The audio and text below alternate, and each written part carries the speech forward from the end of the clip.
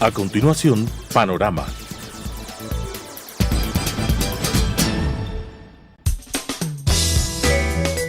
Clasificación B, bajo supervisión de un adulto.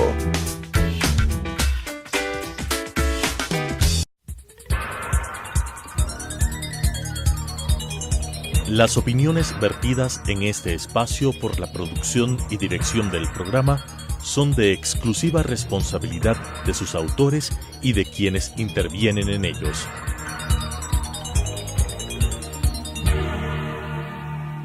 Telesucesos Canal 29 UHF presenta Panorama, política interna y asuntos internacionales abordados por especialistas, jefes de misiones diplomáticas, organismos internacionales y expertos en temas de la comunicación política nacional e internacional.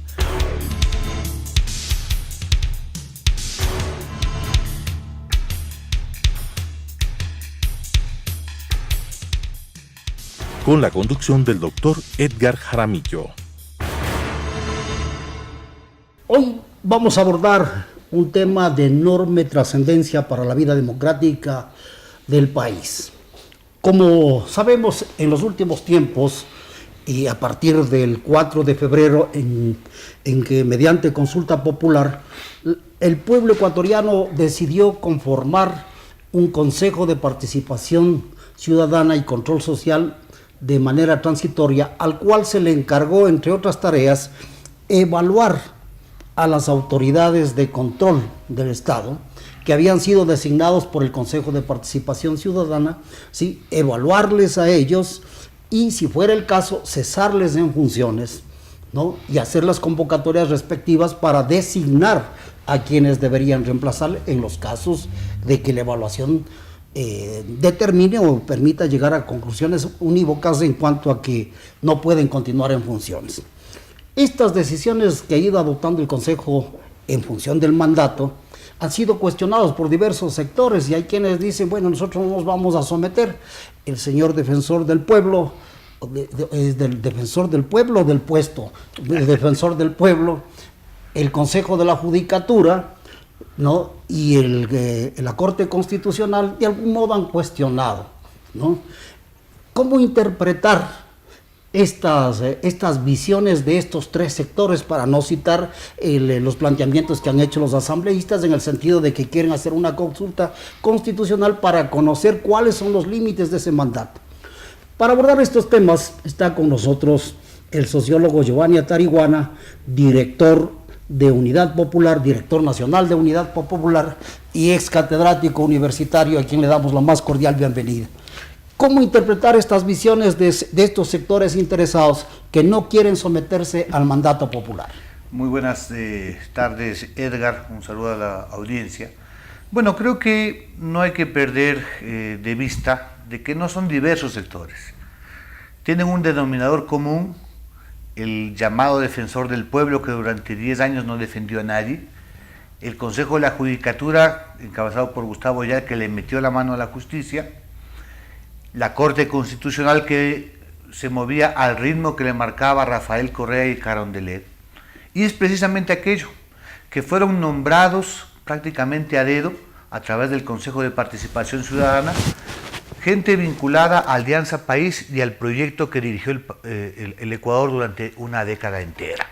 Fueron parte de un esquema de copamiento del Estado que les permitió, por un lado, perseguir a la oposición, a líderes sindicales, a periodistas, a indígenas, a trabajadores, a gente honesta.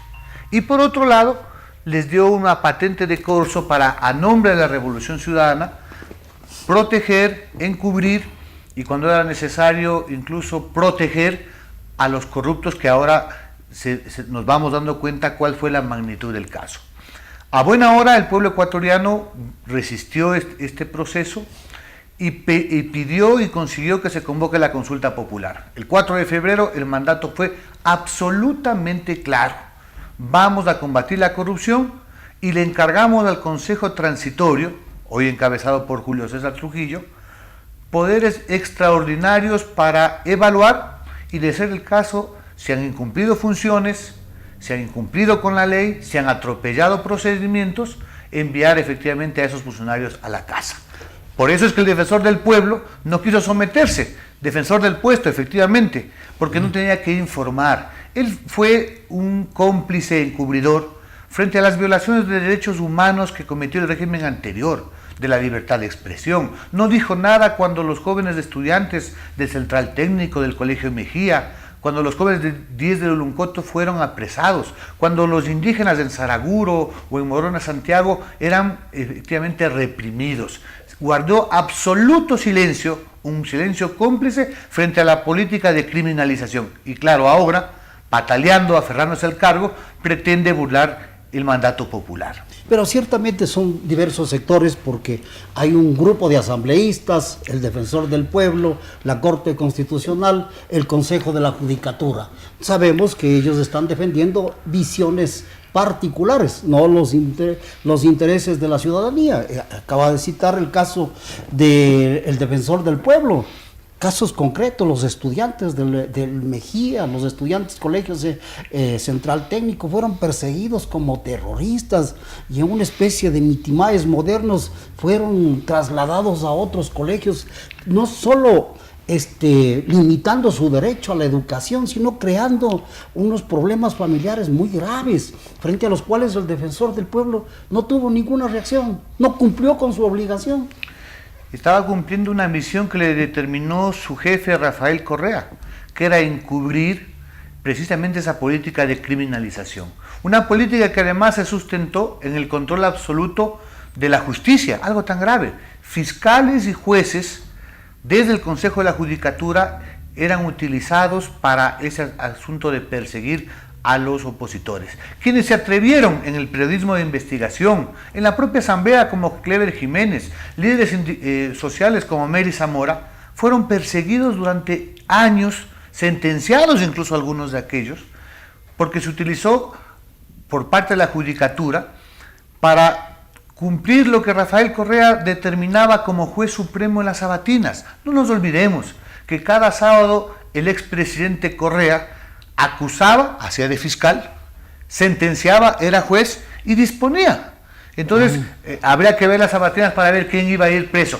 Pero claro, al mismo tiempo que perseguían a gente honesta, la judicatura era un instrumento para, a través de jueces y de fiscales, no nos olvidemos de Galo Chiriboga, del defenestrado ahora Carlos Vaca Mancheno, que protegían y archivaban todas las causas de denuncias.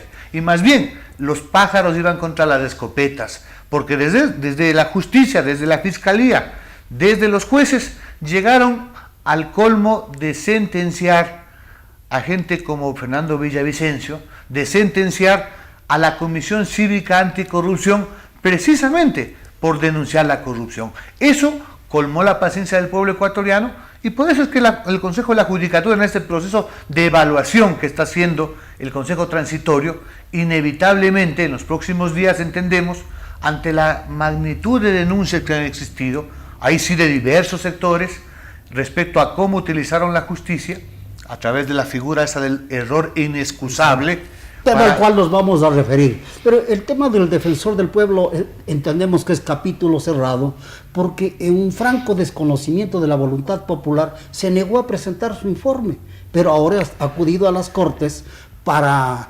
denunciar de que está siendo víctima de un acto no constitucional, y prueba de ello es que mañana están citados a la Corte los miembros del Consejo de Participación Ciudadana. Entendemos que lo que quiere es agotar las instancias nacionales para demandar en las Cortes internacionales y beneficiarse de un supuesto subsidio que pretenderá conseguir. Pero yo creo que es un capítulo cerrado, ¿no? Y ya lo defenestró el Consejo de Participación por haberse negado a presentar el informe. Hablemos qué es lo que ha pasado con el Consejo de la Judicatura, cómo deberíamos entender el cumplimiento de su misión, que debía ser eminentemente administrativa, pero un poco violentando procedimientos y recurriendo a esta figura del error inexcusable, ha destituido una cantidad de jueces, pero coincidentemente son aquellos jueces que dictaron sentencias, ¿no?, que no favorecían ciertos intereses, y particularmente aquellos que estaba promoviendo el gobierno. Empecemos por un caso puntual. Durante 8 años, Mary Zamora, profesora, fue acusada por Rafael Correa de sabotaje y terrorismo. El fiscal en principio desestimó la causa, Correa en la sabatina dijo, reábrase, se reabrió. Y en 2 instancias, en el juzgado penal y en la Corte Superior de Guayas, fue sentenciada a 8 años de prisión.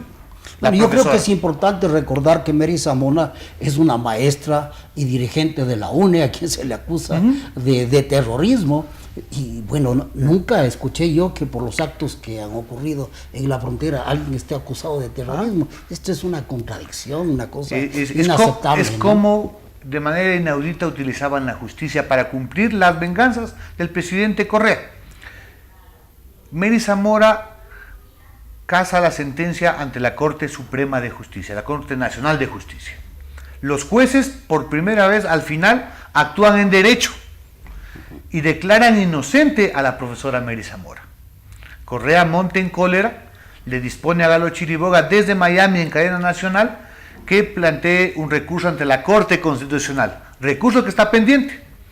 Pero inmediatamente resulta que la judicatura termina destituyendo a los dos de los 3 jueces que declararon inocentes a Mary Zamora.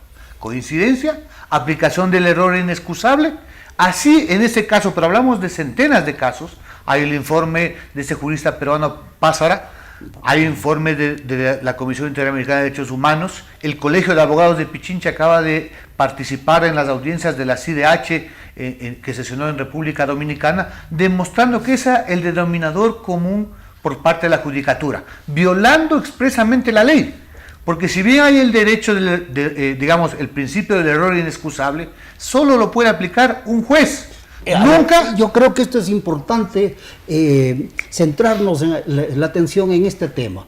¿Le corresponde al Consejo de la Judicatura o a un juez superior a aquellos que han dictado la sentencia o el auto que determina el que sean sancionados por error inexcusable? De lo que hemos estudiado y lo que hemos escuchado a muy importantes juristas de este país, han dejado absolutamente claro de que esa es una atribución privativa de un juez, porque está hablando del contenido de una justicia, de una sentencia. Y el Consejo de la Judicatura tiene atribuciones administrativas.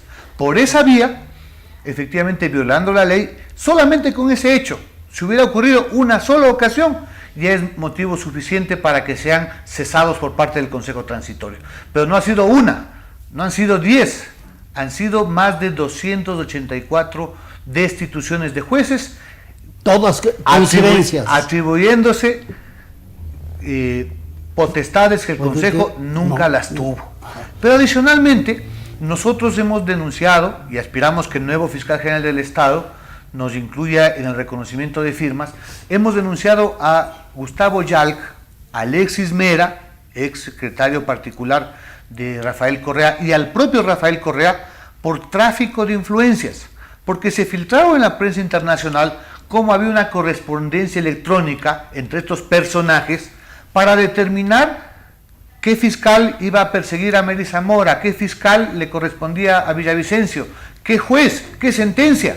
Es decir, se desnuda cómo el correísmo, a través de la judicatura, a través del secretario de la presidencia, hacían y deshacían en la justicia ecuatoriana. Es decir, no solo que ejercían presión ante los jueces para obligarles a que adoptaran determinadas sentencias, sino que realmente si no acataban las disposiciones eran destituidos. Pero yo creo que hay que remontarnos un poco antes, porque esto ya sería con los jueces en funciones. Pero también aparecieron unas listas cuando se estaba concursando, cuando se estaba participando para conformar la Corte Nacional, en que unas personas aparecían marcados con rojo y otros con verde, ¿no? Y yo recuerdo el caso de una jueza que participó, una persona de larga trayectoria en la función judicial, que había empezado desde la Secretaría de juez cantonal, juez provincial, juez de la Corte Nacional, y resulta que se presenta a la entrevista y resulta que le ponen 0,5 a una persona que ha tenido una trayectoria en la Corte, ¿no? En el ámbito judicial. ¿Cómo es posible que tenga eso? Pero coincidentemente también fue el puntaje necesario para que ella no pudiera ingresar como magistrada de la Corte. Es decir, ahí también hay un antecedente en la conformación de las Cortes. Por supuesto, y hay ahora un informe internacional de Human Rights Watch, donde se establece que el concurso fue mañoso, fue controlado, fue para beneficiar, porque claro, cuando rayaban con el marcador, con color verde flex, ponían a quienes eran favorables al régimen, y ponían en rojo... Ellas eran los elegidos. Eran los elegidos, los deseables, y eran los ungidos finalmente. Por eso es que es muy importante que cuando el Consejo Transitorio evalúe a YALC y a su grupo, establezca no solamente la destitución, la sanción administrativa, establezca las responsabilidades penales para que la Fiscalía actúe, sino que también tiene que establecerse reparación, y el Consejo tendrá que ver con lupa el tema de la Corte Nacional de Justicia, porque como dijo Julio César Trujillo, deben acabarse los concursos mañosos, pero no pueden quedarse quienes ganaron en esos concursos mañosos. Entonces los jueces de la Corte Nacional de Justicia, que no se merecen estar ahí, tienen que poner sus barbas en remojo. Pasemos al tema, la Corte Constitucional, que tiene una función vital, porque es el órgano de máxima jerarquía que tiene a su cargo el análisis y sentenciar aquellas cosas que están en contra de la Constitución, y ahí hay algunos derechos fundamentales de los ciudadanos que llegan a conocimiento de la Corte. El derecho de protección es uno de ellos. ¿Cómo mirar la acción que ha cumplido la Corte Constitucional? Bueno, creo que a esta altura, cuando varios de los jueces han pedido plazo, creo que el propio presidente Ruiz Manuel Viteri ha entregado el informe, es evidente que se reconoce primero la facultad entregada por mandato popular en la consulta que tiene el Consejo Transitorio de evaluar a la Corte. El 431 de la Constitución establece que la Corte estará sujeto a los mismos controles que el resto del poder público por sus acciones y sus omisiones. Y el pueblo entregamos, al votar sí en la pregunta número 3, facultades extraordinarias a este Consejo transitorio para evaluar todos los organismos donde interviene en su designación. Y la Corte Constitucional, según la Ley de Garantías Jurisdiccionales, se conforma, entre otros, por comisionados que vienen de la función de transparencia, por tanto, del Consejo de Participación Ciudadana. Desde el ámbito jurídico, plenamente claro. Desde el ámbito de la legitimidad, la fuente del derecho es la voluntad popular, y eso se expresó nítidamente el 4 de febrero. La Corte Constitucional, lamentablemente, en esta década fue parte de este esquema del correísmo. Si revisamos sus actuales integrantes, prácticamente todos tienen un origen cercano a Alianza País. Algunos fueron secretarios, algunos fueron parte del Consejo de Participación, etc. Pero lo más grave es que actuaron al ritmo que le marcaba el presidente de la República de ese entonces, poniendo en indefección a la población que no podía reclamar sus derechos, que no podía ejercer lo que le daba la Constitución, acciones para que sean declarados inconstitucionales varias cosas. Fíjate, se ha logrado determinar, el Comercio publicaba hace varias semanas, que represados están 12.000 causas. Acabo de conocer un dato del 2016-2017. Que son datos oficiales. Datos oficiales de la propia Corte. De la propia Corte, sí. Que establece que, comparando un poco más de 8.700 causas admitidas, apenas han resuelto un poco más de 1.000 causas. En 2 años... Como alrededor de 1.500 causas, sí, ¿no? En 2 años hay un represamiento de 7.000 causas. A ese ritmo tenemos una Corte que brilla por su ausencia en la defensa y tutelaje de derechos. Pero pongamos un caso para que la gente entienda, porque hay distintos casos. Quizás uno de los más graves es respecto a cómo la Corte se demoró, muy convenientemente para Rafael Correa, en tramitar la demanda de inconstitucionalidad que Unidad Popular, que el Frente Unitario, que varios sectores presentamos contra la famosa Ley de Justicia Laboral, que en una de sus resoluciones eliminó inconstitucionalmente el aporte estatal del 40% de aporte del Estado al IES, a las pensiones jubilares. Hace pocas semanas nos dieron la razón, era inconstitucional y se restituyó el 40%. Podríamos decir, por fin. Pero el tema es que se demoraron 3 años y medio. Eso le ha perjudicado al IES, por tanto, a 4 millones de afiliados que somos del IES, en alrededor de 4.900 millones de dólares que el Estado, durante el 2015, 2016, 2017 e incluido el 2018, va a dejar de entregar. Esa tardanza, esa falta de acuciosidad, bastante cómplice con el gobierno anterior, la pagamos efectivamente los afiliados. Pero hay otro caso último, a propósito de calificar las preguntas de la consulta popular.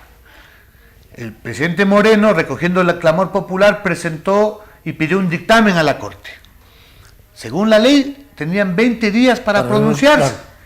La jueza ponente, doña Tatiana Ordeñana, muy vinculada al sector del señor Patiño, no cumplió los plazos y coincide que en ese lazo de 20 días se fue 15 días de paseo a Europa. En el fondo lo que querían es boicotear la consulta popular. Solo ese hecho de burlar la participación del pueblo ya es una causa para que varios de esos jueces efectivamente deben ser cesados por Julio César Trujillo y el Consejo Transitorio.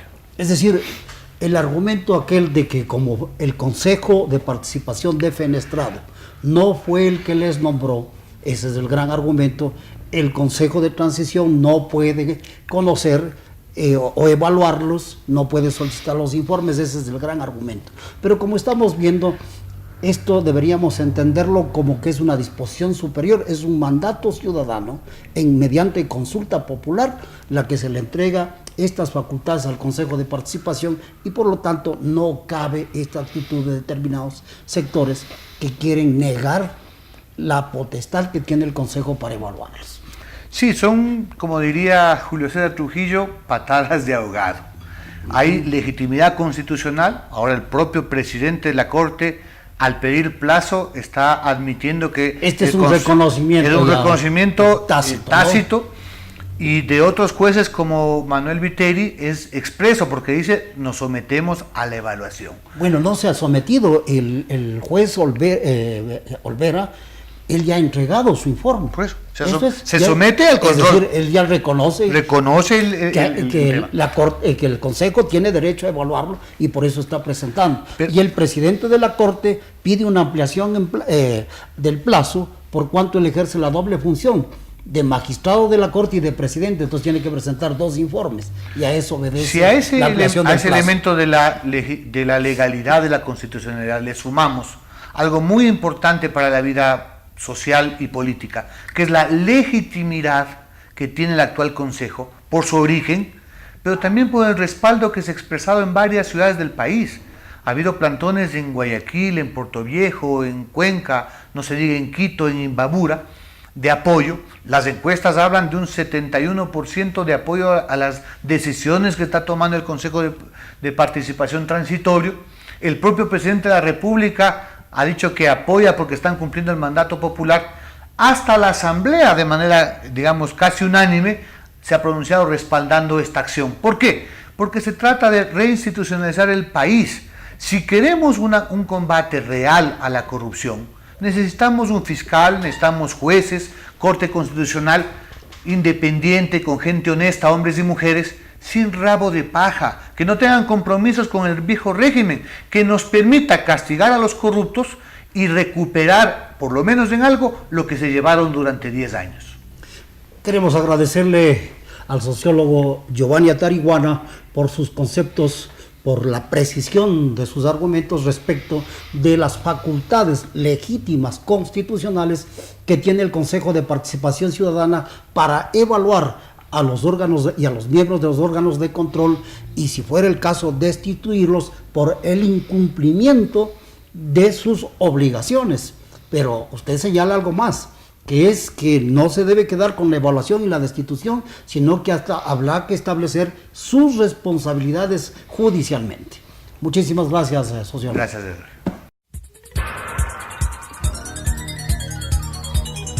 Las opiniones vertidas en este espacio por la producción y dirección del programa son de exclusiva responsabilidad de sus autores y de quienes intervienen en ellos.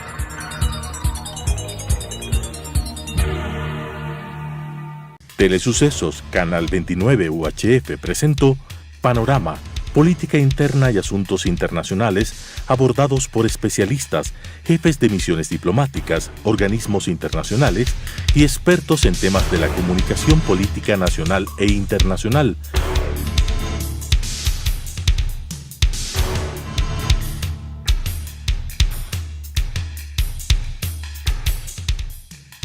Con la conducción del Dr. Edgar Jaramillo.